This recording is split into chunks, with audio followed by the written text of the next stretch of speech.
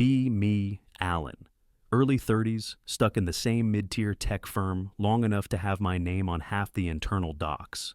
The job's comfortable in that dangerous way, pays well enough, keeps my brain occupied, and rarely pushes me to the point of existential dread. The crew I run is reliable. We've got a decent mix, but when it comes to the technical backbone, it's basically me, Otis, and a third guy named Osman holding everything together. Otis is our UI/UX guy. He's cynical as hell, complains about everything, but his design instincts are flawless. The kind of guy who calls a user an idiot, but then designs an interface so simple that even that idiot could use it. Osman is our lead developer, a quiet dude who is basically a code wizard.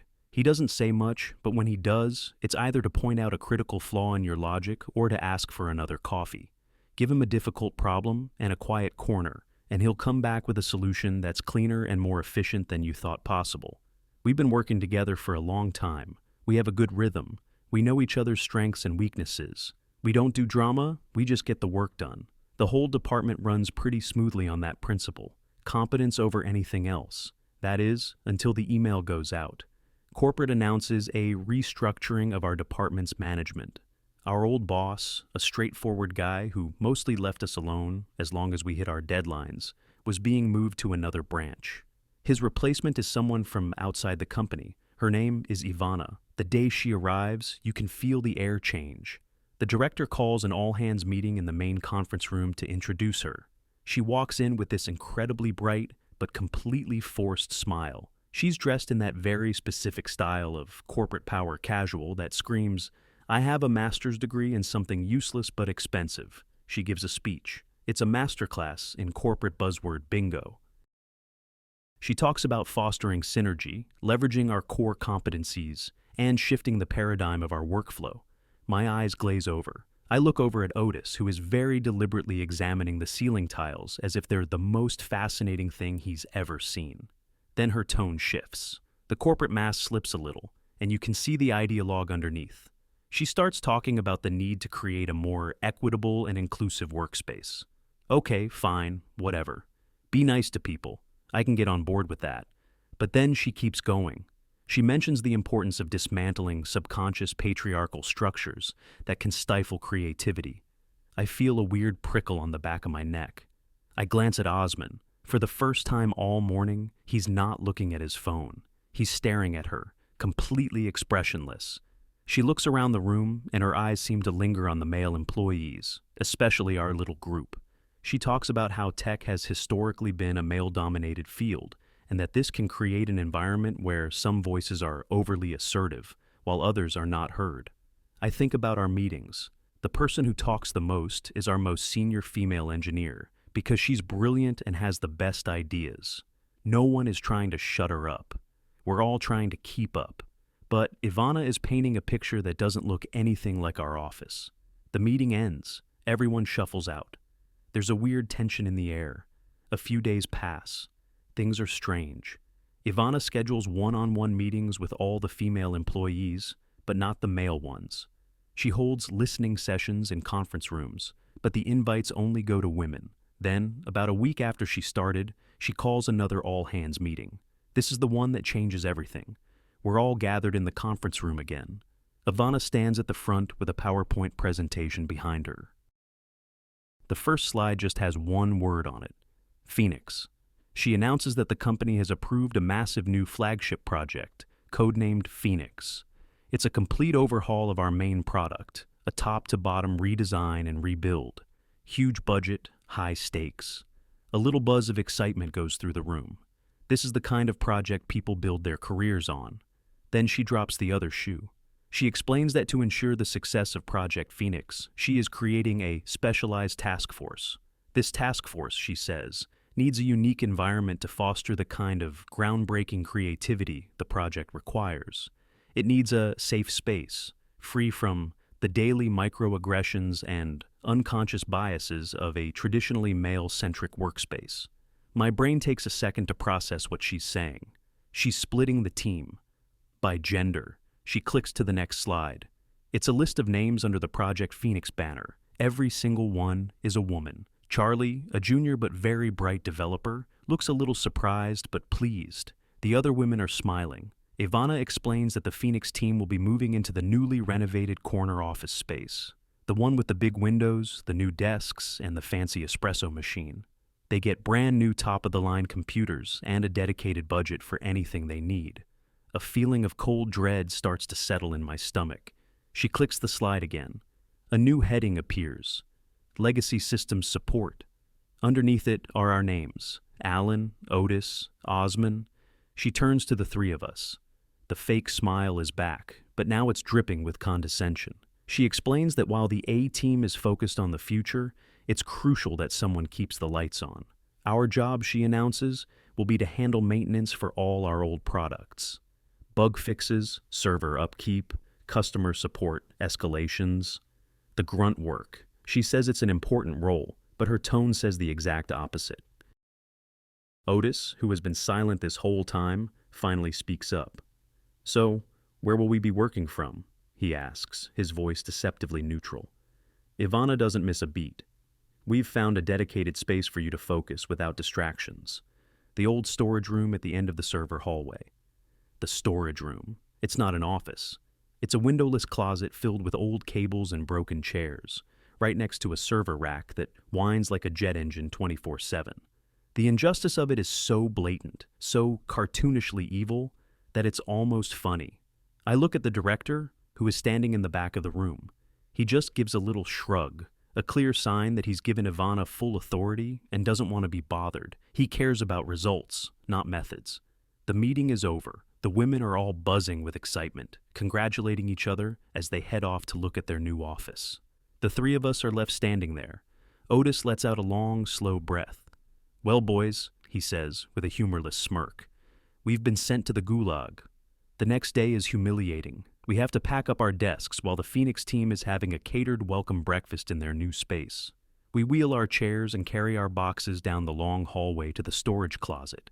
It's even worse than I remembered. It's dusty, cramped, and smells like hot plastic." Osman takes one look, says nothing, pulls out his industrial-grade noise-canceling headphones, and starts methodically clearing a corner for his desk. It takes us half a day just to make the space habitable. We throw out junk, wipe down surfaces, and find 3 mismatched chairs that don't wobble too much. By the time we're set up, our 3 desks are crammed together so tightly you have to squeeze to get between them. The constant hum of the servers is already giving me a headache. The first week is miserable. Ivana floods our inbox with low-priority maintenance tickets, tedious, mind-numbing work that could be done by an intern. Resetting passwords for clients who forgot them for the 5th time. Fixing typos in user manuals for products that are 5 years old. It feels like being punished for a crime we didn't commit. Meanwhile, from the other end of the building, we can hear sounds of laughter and brainstorming sessions from the Phoenix team. They have daily meetings with catered lunches. They're not working. They're LARPing as a Silicon Valley startup. Otis is getting more and more bitter. He spends half his day scrolling through news sites and making cynical comments under his breath. Osman is just quiet. He does his work with brutal efficiency and then sits there, staring into space, his headphones on. I'm trying to keep it together, trying to be the lead, but there's nothing to lead. We're not a team anymore. We're just 3 guys in a box doing chores. The morale is in the toilet. Then something changes. It happens about 2 weeks in. We've already cleared the entire backlog of tickets Ivana gave us. It was a joke. The 3 of us, working at maybe 25% capacity, finished a month's worth of legacy support in 8 days. A new batch of tickets hasn't come in yet, so we're just sitting there in silence in the buzzing, windowless room. I'm about to suggest we just go home early when Otis suddenly swivels his chair around. "Hey, Alan," he says. "Remember Project Chimera?" I groan. Chimera was a project from about 2 years ago. It was an ambitious attempt to build a powerful analytics tool for our biggest clients. It was my idea, my baby. It was technically brilliant, but it was shelved because the user interface was a disaster. It was slow, buggy, and so complicated that you needed a PhD to understand it. Management killed it, and it was a sore spot for me ever since. One of our duties as the legacy team is to maintain the dormant server it sits on. "What about it?" I ask. "I was bored, so I was poking around in the source code," he says, pulling it up on his screen. This thing is a mess. The back-end architecture is a nightmare. He turns to Osman. Hey, code wizard, take a look at this. Osman silently rolls his chair over. He looks at Otis's screen for about 30 seconds, his eyes scanning the lines of code. Then he says very softly, "This is all wrong. The core database query is inefficient. It's trying to do 10 things at once. You could rebuild the entire engine to be asynchronous. It would run 100 times faster." Otis looks at Osman, then at me. A little spark appears in his eyes, the first I've seen in weeks. 100 times faster? Otis repeats. If it were that fast, you could actually build a decent front end for it. Something clean, something that doesn't look like the control panel for a nuclear reactor. He starts sketching on a small whiteboard we'd salvaged from the trash. He's drawing wireframes, menus, dashboards. My heart starts beating a little faster. I walk over to the whiteboard. The reason it was killed wasn't just the UI, I say. Marketing said they couldn't figure out who to sell it to. The use case was too niche. That was then, I continue, the ideas starting to flow. But our client base has changed in the last 2 years. They're more data-driven now. If we could simplify the output, focus on just 3 or 4 key metrics, and present it in a way a business manager could understand. The three of us stand there, looking at the whiteboard. The air in the tiny hot room is different. The hum of the servers doesn't seem so annoying anymore. It feels like hope. We don't have any official assignment, I say, almost to myself. We don't have a budget, Otis adds. We don't have permission, Osman says, his first full sentence of the day. I look at them. A slow grin spreads across my face. And we don't have a manager breathing down our necks every 5 minutes, I say. We have nothing but time and a bunch of old hardware. Let's do it. Let's fix Chimera. For the first time since the split, we have a purpose. We call it Project Cerberus, our secret 3-headed monster. And we get to work. The next month is a blur of intense, focused effort. It's the most productive I've ever been in my life. We operate like a single unit. There are no meetings, no status reports, no corporate jargon. If I have a question for Osman, I just turn my head and ask him. If Otis needs my input on a design, he just rolls his chair over. Osman takes on the monumental task of rebuilding the entire back end. He works with a quiet, ferocious intensity. He comes in early, he stays late. Some days I'm not sure he goes home at all. He fills pages of a notebook with complex diagrams and then translates them into thousands of lines of elegant, efficient code. Otis completely throws out the old user interface and starts from scratch. He obsesses over every little detail, the placement of a button, the shade of a color, the font size. He's building something that isn't just functional, but actually beautiful to use. He complains the entire time, of course, but it's the complaining of a craftsman who is never satisfied with good enough. My job is to be the strategist. I dig through years of old client feedback and market analysis reports. I put together a comprehensive business plan for the new and improved Chimera. I build spreadsheets, charts, and presentations. I'm defining the what and the why, so Osman and Otis can focus on the how. We exist completely under the radar. Ivana and her team are so wrapped up in their own world that they don't even think about us. Every now and then, a new batch of tedious support tickets comes in. We pause what we're doing, spend a few hours knocking them out, and then dive right back into Cerberus. It's the perfect cover. As long as the grunt work gets done, no one bothers us. Our little closet becomes our sanctuary. We bring in a small fridge, stock it with drinks. We order pizza for late-night work sessions. The walls, which were once bare and dusty, are now covered in whiteboards filled with our ideas. We are building something amazing. All the while, we hear whispers from the Phoenix team. They are not doing so well. We hear about it from Charlie mostly. She's the only one from that team who is even remotely friendly to us. Sometimes she'll pass by our closet on her way to the kitchen and give us a sort of sad, sympathetic look. One afternoon, she stops by. She looks exhausted. "How's it going in here?" she asks, peering into our cramped space. "Living the dream," Otis deadpans without looking up from his screen. She sighs. "At least you're getting something done." She tells us that the Phoenix project is a disaster. It turns out that a team built on ideology instead of skill doesn't work very well. Ivana's management style consists of endless ideation sessions and emotional check-ins. They've spent 6 weeks arguing about the project's mission statement. They had a 3-day off-site retreat to determine the personality of the product. There is no technical lead because Ivana felt that such a role was too hierarchical. As a result, nobody can make a final decision on the core architecture. They have a beautiful project plan, full of colors and charts, but they haven't written a single line of functional code. Charlie, being one of the more competent developers, is tearing her hair out. Every time she tries to bring up a technical roadblock, Ivana shuts her down, accusing her of having a negative mindset and not trusting the process. Ivana is trying to manage a complex software project like it's a group therapy session, and it's failing spectacularly.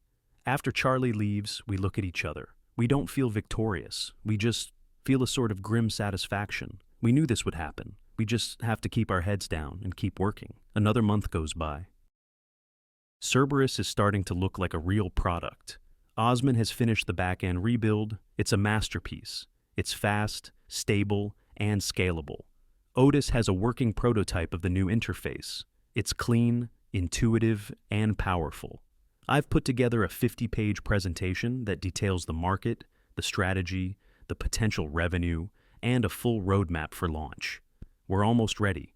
We decide to integrate all our work into a single, functional demo. This is the final push. For a solid week, we barely sleep. The closet is a mess of empty coffee cups and pizza boxes. We are running on fumes and pure adrenaline. The final piece of code clicks into place late one evening. Osman runs the final build. We all hold our breath. It works. It actually works. Otis clicks through the demo, showing off the features. The data loads instantly. The dashboards are beautiful. We've done it. We've taken a failed project that was left for dead and turned it into what is probably the best piece of software this company has ever produced. We did it in a dusty closet with no budget and no support. A profound sense of accomplishment washes over us. We sit back in our chairs, too tired to even celebrate properly. We just look at the screen, at our creation. Suddenly, there's a soft knock on the doorframe. We all jump. It's Charlie. She's standing there, looking like she's seen a ghost. She must have been walking by and seen the light on. Her eyes are wide, fixed on the monitor. "What is that?" she whispers, stepping into the room. Otis, for once, is speechless. "That's Chimera," she says, her voice full of disbelief. "But it's working. It's fast." She walks closer to the screen, her professional curiosity overriding everything else. "How did you fix the database latency? Did you rewrite the query handler? And this UI? It's incredible. It's so responsive." She looks from the screen to the three of us, our exhausted but proud faces. She sees the whiteboards covered in diagrams. She sees the empty pizza boxes, and in that moment, she understands everything. She understands what we've been doing in here for the past 2 months, and she understands what a complete, catastrophic failure her own team has become. The look on her face is a mixture of awe, shame, and something else. Maybe envy. She doesn't say another word. She just backs out of the room slowly, her eyes never leaving the screen, and disappears down the hallway. We sit in silence for a moment after she leaves. "Well," Otis says, finally breaking the quiet, "the cat's out of the bag." I nod. "It doesn't matter. We're ready. The time has come to show the world what we've built in the dark." The next morning, the atmosphere is thick with unspoken tension. We know she knows. The question is, what will she do? I expect her to go straight to Ivana, but she doesn't. She avoids us all day. If we pass her in the hallway, she looks at the floor. It feels like we're all just waiting for the axe to fall. I have a quiet word with Otis and Osman. We agree to just keep our heads down. The project is done. We have the demo saved on multiple secure drives. Whatever happens now, we have the proof of our work. The other shoe finally drops a couple of days later. Charlie comes to our closet again. This time, she looks angry. She tells us she went to Ivana. She didn't try to rat us out. She did it out of concern for her own team. She apparently told Ivana that they were critically behind schedule, and that she had seen what we were working on, and that it was light years ahead of their concept. She suggested that maybe they should reconsider their approach, perhaps even collaborate. Ivana's reaction was apparently a sight to behold. She didn't get angry in a loud way. she got cold. She told Charlie that she was disappointed in her. She said that Charlie had clearly been influenced by the negative and cynical energy emanating from our isolated enclave. She talked about how a scarcity mindset was a symptom of patriarchal thinking, and that by comparing their progress to ours, Charlie was playing into the very competitive framework they were trying to dismantle. She basically told her that our work didn't matter because it was born from a toxic male environment, and that their work, no matter how slow, was inherently superior because it was being created through a holistic and empowering process. She finished by putting Charlie on a formal performance improvement plan for her lack of faith in the project's vision. Charlie is furious, not just for herself, but at the sheer unadulterated delusion of it all. She's building a cult, not a product, she says before storming off. Now we know where we stand. There will be no collaboration, no reason. Ivana is going to ride this train all the way to the end of the line, even if it's off a cliff.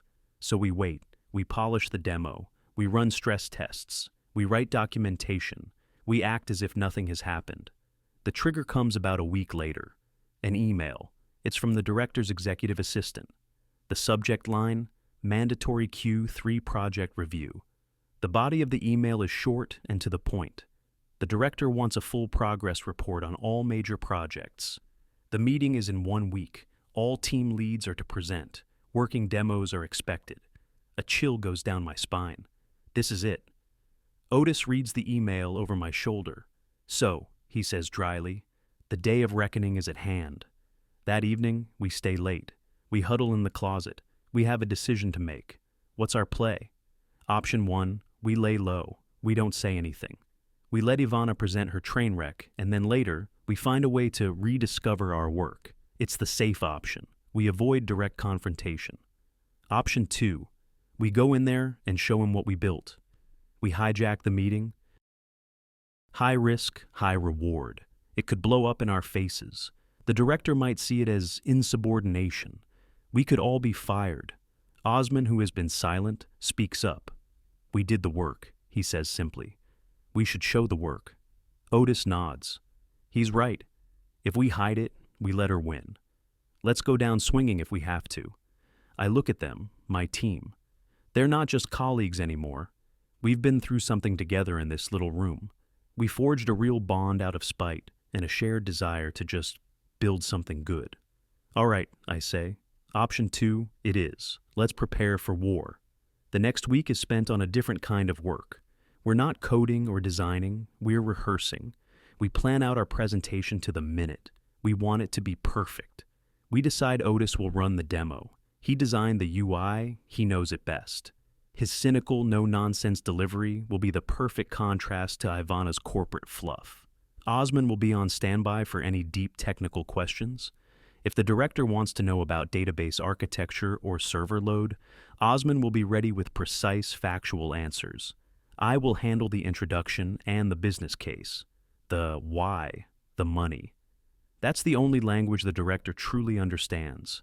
We run through it again and again. We anticipate questions. We prepare answers. We trim every ounce of fat.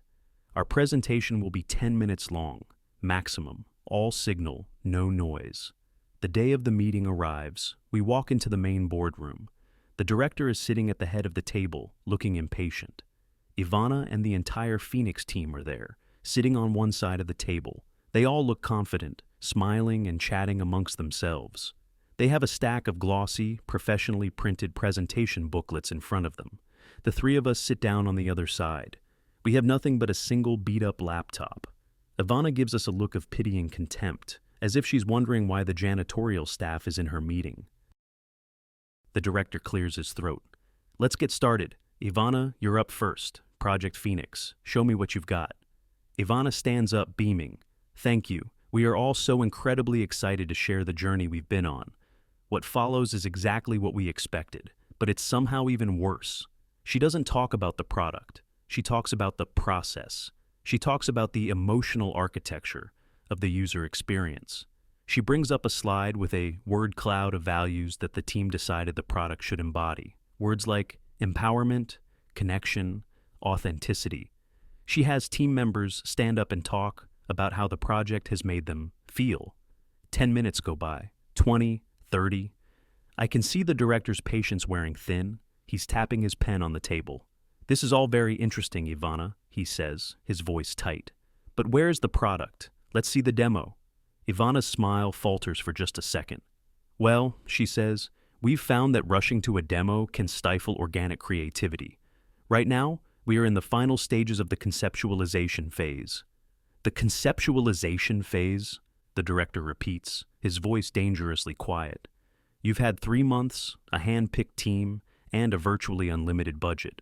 What do you have to show for it?"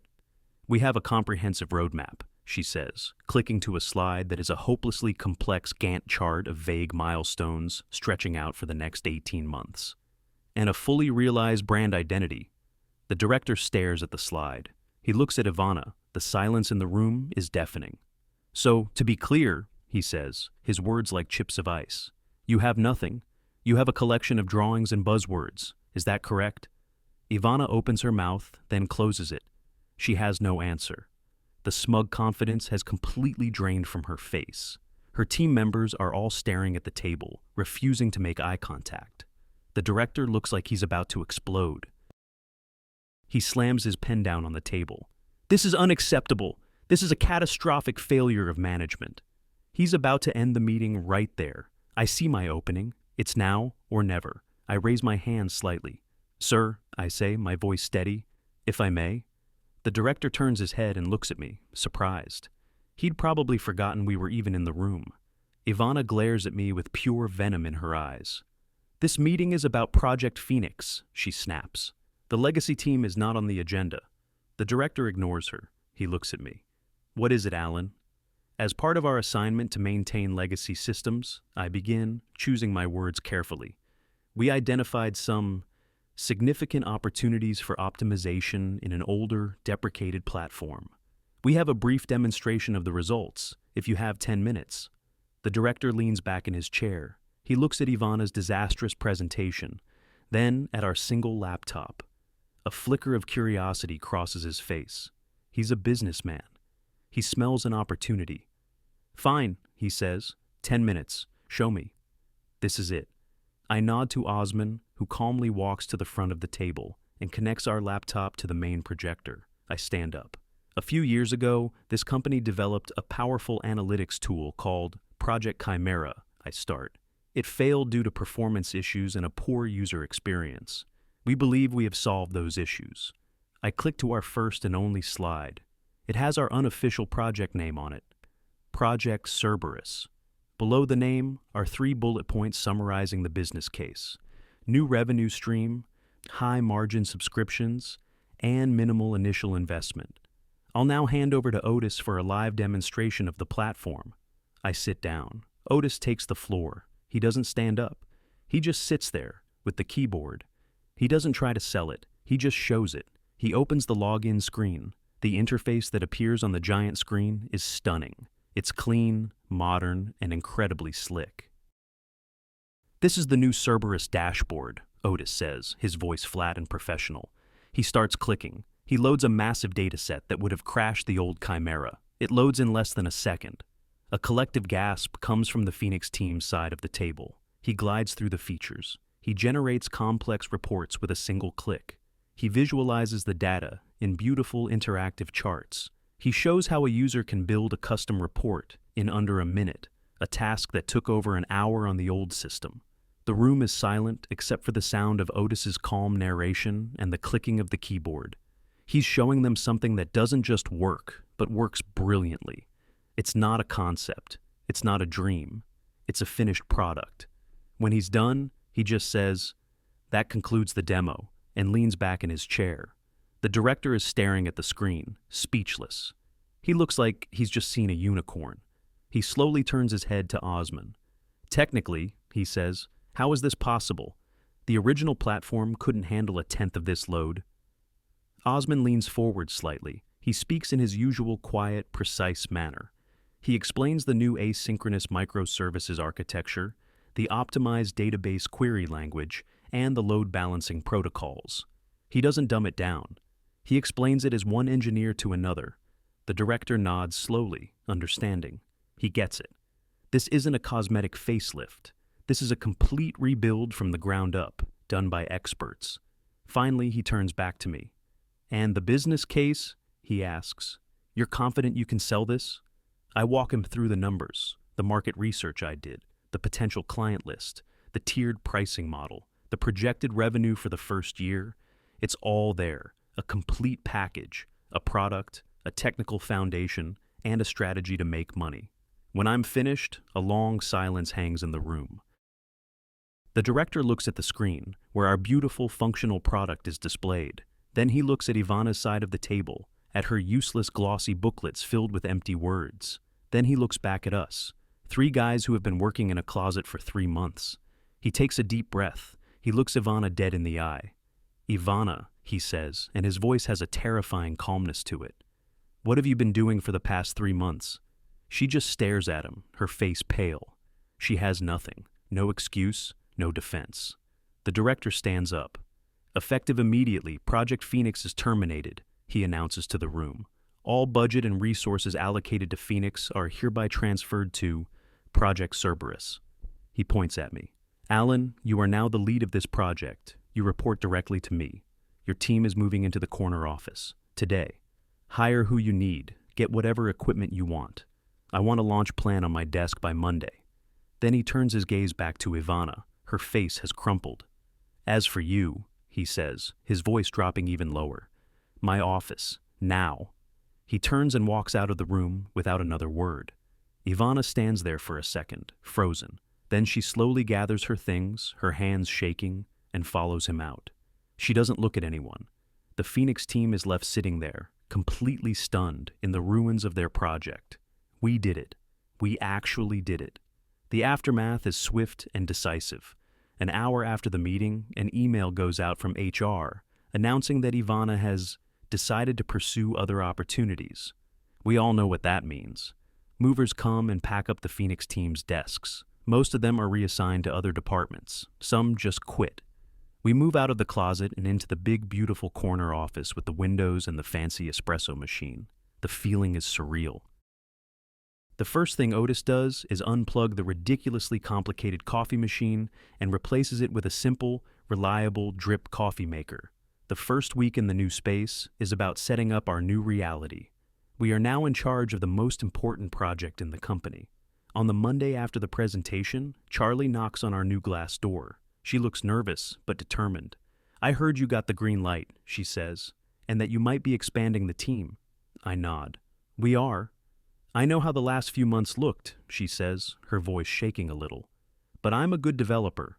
I just want to work on a good product. If you have a spot, I'd like to apply.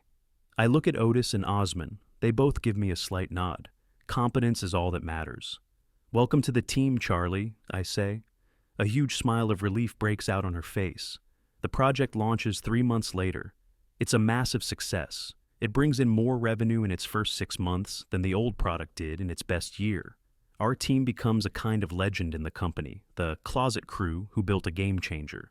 Sometimes, when I'm sitting in my nice new office, looking out the big window, I think back to that dusty, buzzing storage room. They tried to put us in a box, to label us as obsolete, to write us off. They thought that by taking away our resources and our status, they could make us irrelevant. But they forgot one thing. They left us alone and let us work. And in the end, that was the only resource we ever really needed.